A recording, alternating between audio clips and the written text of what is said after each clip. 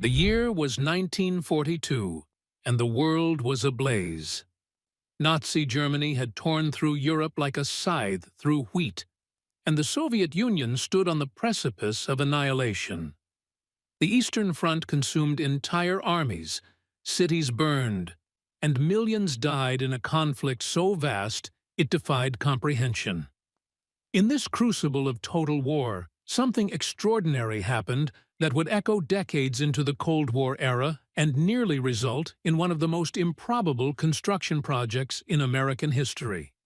A bridge built by Soviet engineers on American soil, financed by American dollars, and designed to serve a war effort that would fundamentally reshape the global order. To understand how the USSR almost built a bridge in the United States during the height of the Cold War, we must first travel back to that earlier moment when these two superpowers were not enemies, but desperate allies. The Lend-Lease program, formally titled An Act to Promote the Defense of the United States, was signed into law by President Franklin D. Roosevelt on March 11, 1941. This legislation allowed the United States to provide military aid to foreign nations deemed vital to American defense, and by November 1941, this aid was extended to the Soviet Union. Over the course of the war, the United States would send approximately $11 billion worth of materials to the USSR, including over 400,000 trucks, 12,000 armored vehicles, 11,000 aircraft, and enough food to feed the Red Army. This massive undertaking required unprecedented logistical coordination, and it created infrastructure networks and diplomatic channels that would persist long after the shooting stopped. One of the most critical routes for this aid was the Alaska-Siberia air route, known as ALCB. American aircraft would be flown from factories in the continental United States to Great Falls, Montana, then to Fairbanks, Alaska, where Soviet pilots would take control and fly them across the Bering Strait to Siberia and onward to the front. Between 1942 and 1945, nearly 8,000 aircraft made this journey. But the ALCB route was merely one component of a far more ambitious vision that existed in the minds of Soviet and American planners: a permanent transportation corridor connecting the two continents. The idea of a bridge or tunnel connecting Alaska and Siberia across the Bering Strait was not new. Russian engineer Baron Loic Delobel had proposed a tunnel in 1906. The concept resurfaced periodically throughout the early 20th century, capturing imaginations on both sides of the Pacific. The narrowest point of the Bering Strait spans approximately 55 miles between Cape Dezhnev in Russia and Cape Prince of Wales in Alaska, with the Diomede Islands sitting nearly halfway between. During winter, ice bridges sometimes form naturally, and indigenous peoples had crossed between the continents for millennia. The technical feasibility, while challenging, was not considered impossible, even with mid-century engineering capabilities. During World War II, the cooperation between Soviet and American engineers reached levels that would have been unthinkable just years earlier and would become impossible just years later. Soviet engineers worked alongside American counterparts in Alaska, studying climate conditions, permafrost behavior, and the logistics of moving materials across some of the most inhospitable terrain on Earth. American engineers traveled to Siberia, observing Soviet construction techniques adapted to extreme cold. Detailed surveys were conducted. Plans were drawn. The wartime alliance had created a window of possibility that both nations understood might not remain open indefinitely. In 1942, Soviet authorities approached the United States with a proposal that seemed almost absurd in its ambition. They wanted to construct a bridge in Montana, not across the Bering Strait, not in Alaska, but in the continental United States itself. The location was near Cut Bank, Montana, along the route where Lend-Lease aircraft were being ferried north. The Marias River crossing presented a bottleneck for ground transportation supporting the air ferry route, and Soviet engineers studying the logistics of the operation had determined that a more robust bridge structure would significantly improve efficiency. The existing infrastructure was inadequate for the volume of heavy equipment and materials being moved to support the Al-Sib route operations. The Soviet proposal was remarkably detailed. They would provide the engineering expertise, design specifications based on their extensive experience, building in extreme cold climates, and even some specialized materials. The United States would provide the bulk of the materials, the labor, and the funding. But the project would be executed according to Soviet designs and under the supervision of Soviet engineers. This was an extraordinary request, effectively asking the United States to allow foreign engineers to direct construction of infrastructure on American soil during wartime. What made this proposal even more remarkable was that it was seriously considered. The War Department reviewed the plans. Engineers examined the Soviet specifications. Diplomatic cables flew between Washington and Moscow. The project had genuine strategic value. Improving the logistics of the Lend-Lease route meant more aircraft reaching the Eastern Front faster, which meant more pressure on Nazi Germany, which served American strategic interests.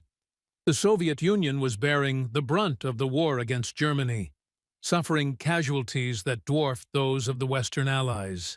If a bridge in Montana could help the Red Army kill more Wehrmacht soldiers, the calculus was straightforward. The Montana Bridge project moved forward through the layers of wartime bureaucracy. By late 1942, preliminary approvals had been granted. Soviet engineers arrived in Cutbank to conduct detailed site surveys. They brought with them plans that reflected decades of Soviet experience, building in climates similar to Montana's harsh winters.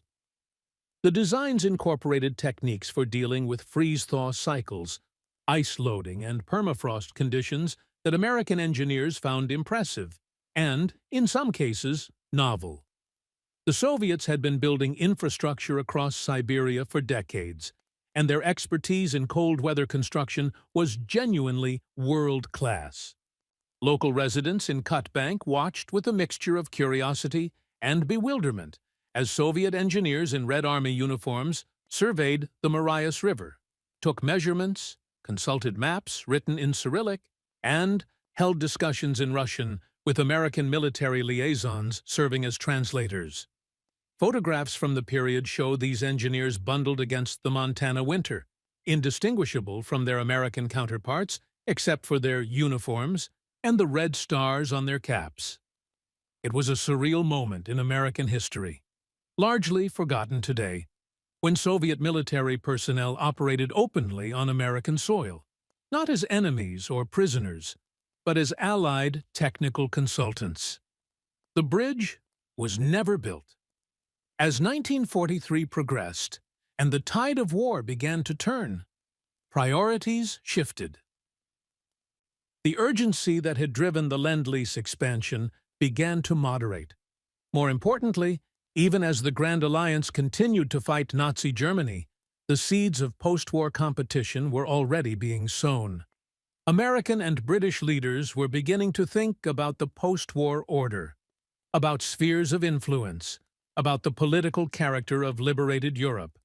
Stalin was thinking about the same things, but reaching very different conclusions.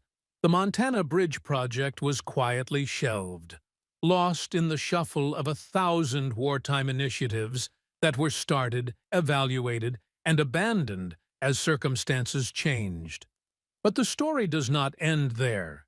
The relationships built during the war, the technical knowledge exchanged, and the infrastructure surveys conducted would all resurface in the decades that followed.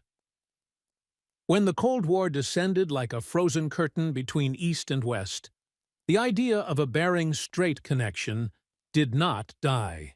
Instead, it transformed into something more ambitious and more politically fraught. In 1950, at the height of Stalin's post-war power, Soviet engineers revived the Bering Strait tunnel proposal. This was not the Montana Bridge, but it was a direct descendant of the same wartime collaboration and ambition. The Soviet plan envisioned a tunnel beneath the Bering Strait that would carry a railroad connecting the Trans-Siberian Railway with the North American rail network. The engineering challenges were immense. The tunnel would need to be approximately 100 kilometers long, accounting for approach tunnels on both sides. It would need to withstand extreme cold, seismic activity, and the pressure of the ocean above. But Soviet engineers, flush with confidence from their wartime achievements and Stalin's massive infrastructure projects, believed it was achievable. The political context, however, had changed completely. The United States and the Soviet Union were now locked in an ideological struggle that would define the second half of the 20th century. The Berlin blockade had occurred in 1948. NATO was formed in 1949. The Soviet Union tested its first atomic bomb in 1949, breaking the American nuclear monopoly. China had fallen to communism.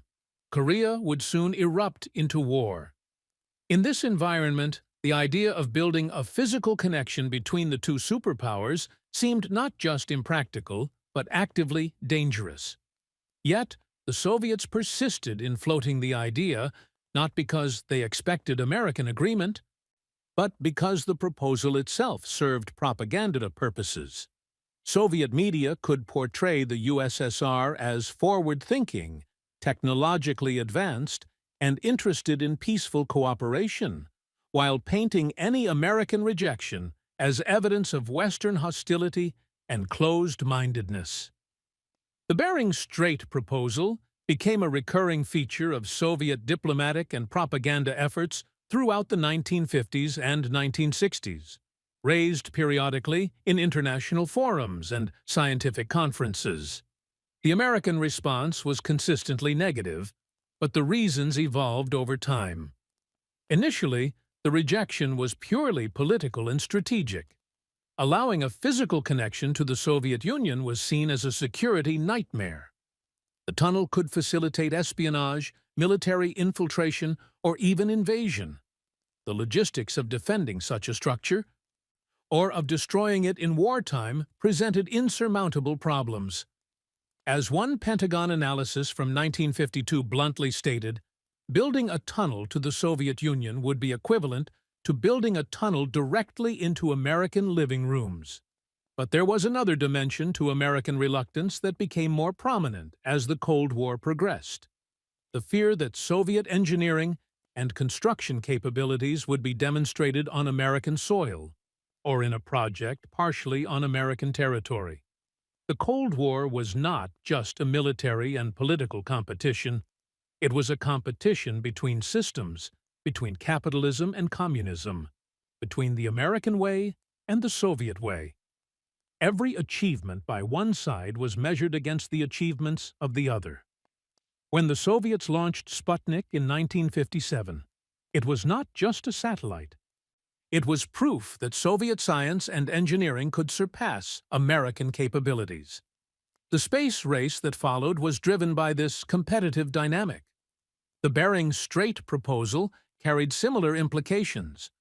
If Soviet engineers designed and built a tunnel connecting the continents, and if that tunnel worked, it would be a propaganda victory of immense proportions. The Soviets could claim to have connected the world, to have achieved something the capitalist Americans could not or would not do. Conversely, if the project failed, if the tunnel collapsed or proved unworkable, the failure would be shared, and the United States would be implicated in a Soviet disaster. Either outcome was unacceptable to American policymakers.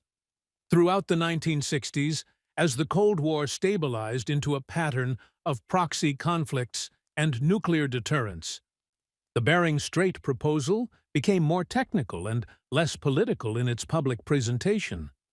Soviet scientists and engineers published papers on permafrost engineering, tunnel boring techniques, and the economic benefits of a transcontinental rail connection. These papers were genuine scientific contributions, advancing the field of cold weather engineering, but they also served to keep the idea alive in international discourse. Western engineers sometimes engaged with these proposals on technical grounds, analyzing the feasibility and costs, even as their governments maintained political opposition. The closest the project came to reality during the Cold War was in 1974, during the period of détente between the United States and the Soviet Union.